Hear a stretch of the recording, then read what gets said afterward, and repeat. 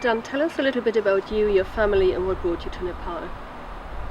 Well, we worked in Nepal a number of years ago when our children were small, and over the years as our children grew up, we thought maybe we should be going back to work in Nepal, so we started exploring it as our children left home, and we returned to Nepal in January 2013.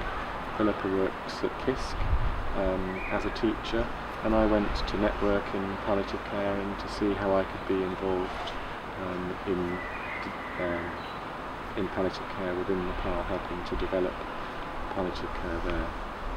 What is the situation that you found when you came to Nepal? How do people view patients who are terminally ill or have a life-limiting illness? And what does the health service currently do? I think Nepal is at an interesting stage, really. More and more people in Nepal are developing conditions like cancer and other life-limiting conditions, and of course caring for those people is quite different to before, when many people maybe were developing tuberculosis and other infectious diseases. Obviously dealing with death is difficult in any culture, in any society. And one of the things I'm having to do is to learn very much how people deal with facing death within Nepal, within the Hindu, predominantly Hindu culture there, and it's very different from the way that I'm used to things in the UK. People tend not to be told that they're dying, or that they've got a serious illness which will lead to them dying in Nepal. The relatives tend to be told and to make the decisions for the patient, for the person who's dying.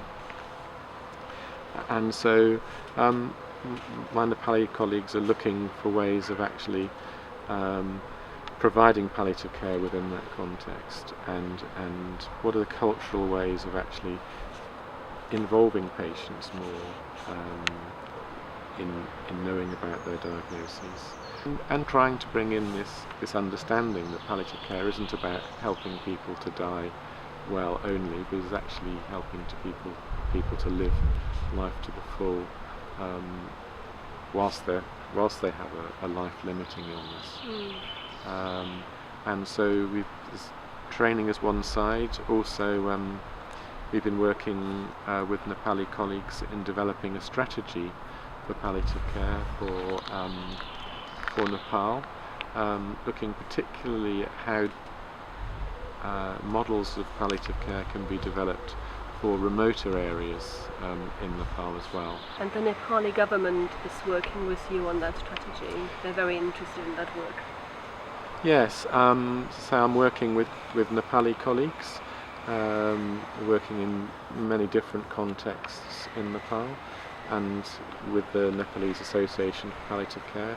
They're very much spearheading the development in Nepal and working with the government, and I'm working as an advisor in that capacity. So you and Ruth have been working together for many years now, and I understand you're doing quite different things, but you work very closely together. Can you tell us a little bit about that? Well, it was quite amazing actually. I'd met Ruth 25 years ago when we were both working in Nepal, and in those days many hundreds of expatriates working in Nepal, and we'd met but we didn't particularly know each other very well, and Ruth went back to Australia eventually and I was back in the UK. We both did our training in palliative medicine and were working in our respective countries in palliative medicine, and we both ended up in Nepal within 3 months of each other with a very similar vision for networking and resourcing, and just seeing where God led in terms of working in palliative care, helping palliative care to develop in Nepal. So we've been able to work very closely together. Ruth is based in Pokhara, I'm based in Kathmandu, and Ruth has been involved in developing palliative care actually at Green Pastures, and most recently a community palliative care service that is being set up for Pokhara. I've been involved more on the strategy side and working with a national organisation, but we've been working very closely together, seeing actually that our individual interests and individual contexts in which we're working really complement each other. So going forward, what do you think are the biggest challenges ahead? Well, we are developing a national strategy along with the Nepalese Association for Palliative Care and the government, and I think that's really important that that strategy is agreed, and that we can start to develop models of palliative care that will be appropriate for Nepal, that will work within Nepal. Tell us a little bit about Manju. She is your lead nurse to be the trainer expert, I understand? Yes, well, Manju is a very experienced nurse. She's worked at Tan Sen Hospital for a number of years.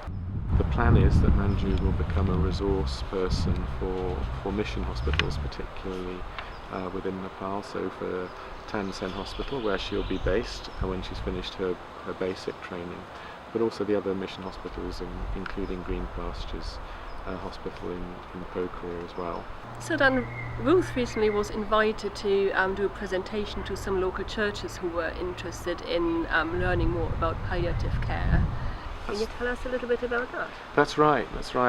It's a very interesting and very encouraging. I think since we've been back in Nepal for 3.5 years, we've been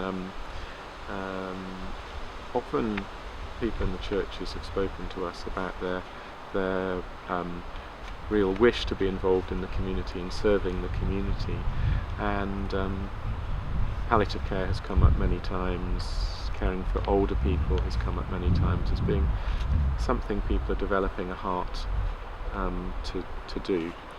And Ruth was approached by a group of churches in the Pokhara area who wanted some training in caring, and so they ran a 2-day workshop training ladies within the churches in listening to people, in providing basic care. Some of the women who were there actually had people within their own families who were needing care, so this was of immediate practical use for them. But we're really keen just to see how that might develop, how the church could be serving its community, helping people who are facing death, people in families who've got somebody who's needing to be cared for, and maybe also doing similar type of training for other community groups as well. Our dream, our vision for palliative care in Nepal is seeing something established that's appropriate for Nepal, that enables the health services in Nepal to care for people with life-limiting illnesses. And we envision to see the church really involved in serving the community in that way as well. So how can our supporters pray for you and your team? That's very important. We're very aware of the prayers of people all over the world for what we're doing in palliative care in Nepal. And I think the first thing I'd say is for wisdom. There's so much to do. We need to make decisions about what needs to be done first, what's working together with colleagues to provide them with support and then with encouragement to develop palliative care in Nepal. I think praying for Purnamaya and Manju as they develop their skills in palliative care and develop their roles as leaders within palliative care within Nepal, and also for other people to come and join us. We need specialist nurses to come and work alongside nurses in Nepal. We need physiotherapists and occupational therapists who've got experience in working in palliative care to come and work with us to make sure that palliative care has the resources it needs to develop as a holistic service within Nepal.